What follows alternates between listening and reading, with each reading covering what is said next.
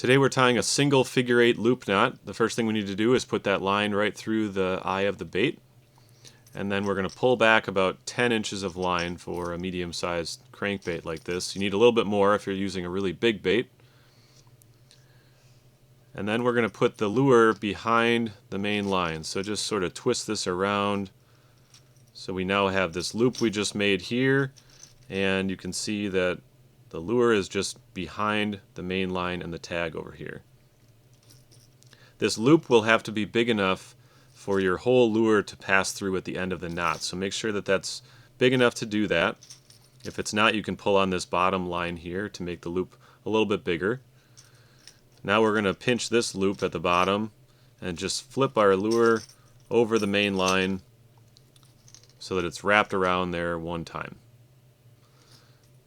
Now is when that whole bait has to go through this loop, tail end first.